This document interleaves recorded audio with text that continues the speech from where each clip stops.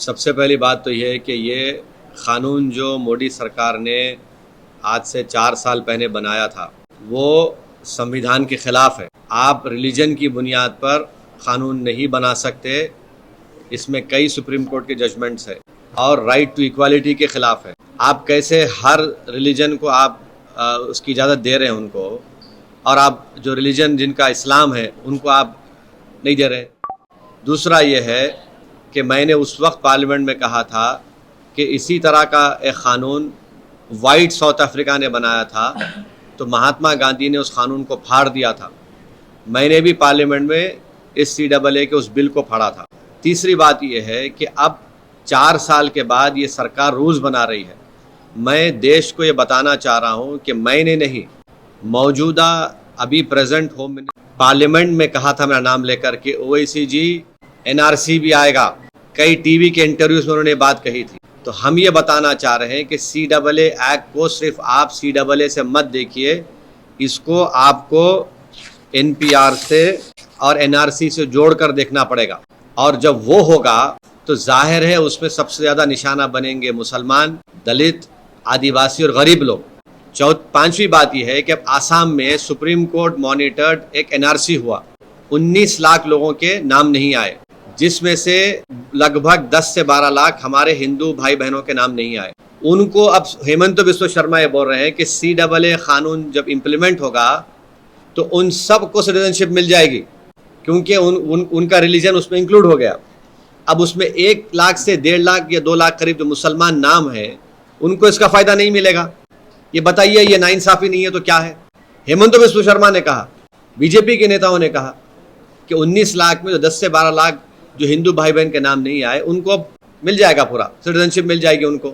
अब आप बताइए नाइंसाफ़ी नहीं है तो क्या है? छठी बात यह है कि भारत में सिर्फ 5% लोगों के पास पासपोर्ट है। ओनली 5% लोगों का पासपोर्ट है, रिमेनिंग लोगों ने पासपोर्ट नहीं है।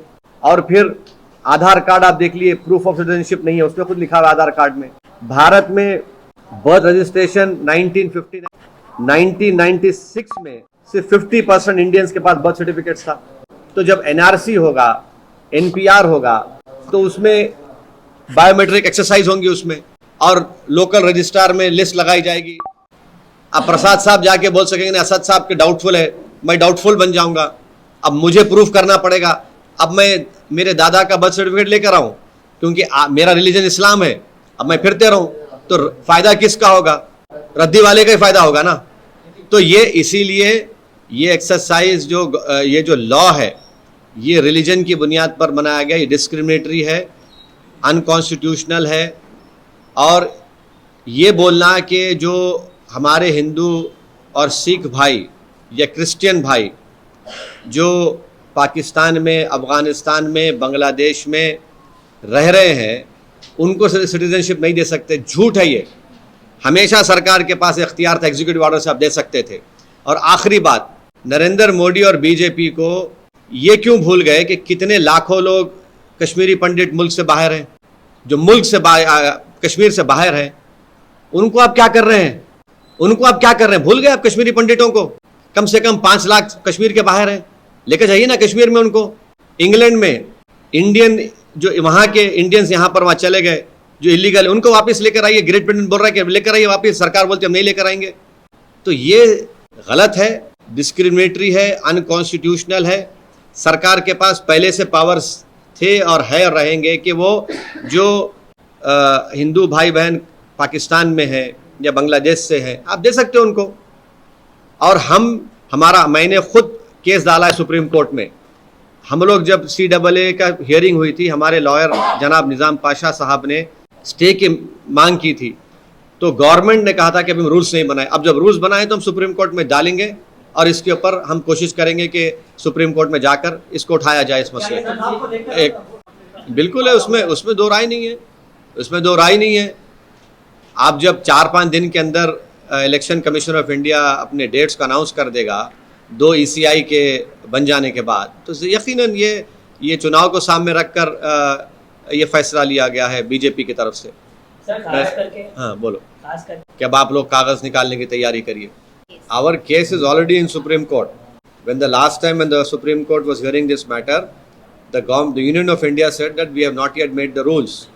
We have asked for a stay. The various parties have asked for a stay. Now, when the rules have been made, we'll definitely once again approach the Supreme Court, and I have contacted and spoken to my lawyer, Janab Nizam Pasha, and advocate on record Janab Shamshad Saab also. आप लोग, मैं आपको देश को समझा रहा हूँ कि CAA को आप सिर्फ CAA से नहीं, CAA को आपको NPR और NRC से जोड़कर देखना ज़रूरी है। क्या अमित शाह पार्लियामेंट में मेरा नाम लेकर नहीं कहे थे कि ओवैसी जी NPR NRC भी आएगा? क्या अमित शाह कई टीवी इंटरव्यूज़ में नहीं कहा था कि NPR NRC आएगा? जब CAB था, बाद में CAA हुआ, एक्ट हो गया, वो जब CAB बिल था, जब उनका ऑन रिकॉर्ड इंटरव्यू है, पार्लियामेंट में उन्होंने कहा है। तो ये सब एक धुआं है और ये कोशिश कर रहे हैं कि असल इनका मकसद क्या है कि देश में NPR हो, NRC हो।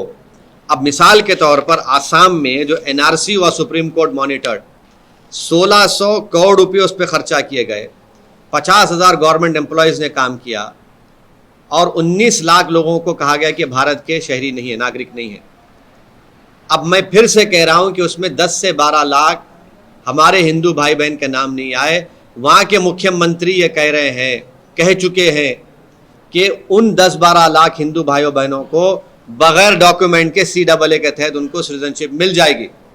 अब जो 1 से 1.5 लाख जिन मुसलमानों के जहाँ नाम नहीं आए, वो तो एक्ट में नहीं आएंगे CAA में, उनको तो फॉरेनर्स ट्रिब्यूनल जाना पड़ेगा। ये कौन सा इंसाफ है, बताओ मेरे को आप। यही तो हम कह रहे हैं कि जो आसाम में आपने सुप्रीम कोर्ट मॉनिटर कर लिया है, उसको आप देश में करना चाहते हैं। जिस देश में सिर्फ 5% लोगों के पास पासपोर्ट है, इस देश में बर्थ सर्टिफिकेट का कानून 1959 तक नहीं था। 1996 में सरकार ने कहा कि सिर्फ 50% इंडियंस के पास बर्थ सर्टिफिकेट है। ये फ्यूचर में सब तमाशे करना चाहते हैं। अगर मेरे ही देश में मैं स्टेटलेस बन जाऊंगा महज इस बुनियाद पर कि मेरे दादा का बर्थ सर्टिफिकेट मेरे पास नहीं है, तो फिर क्या मैसेज दे रहे हैं आप?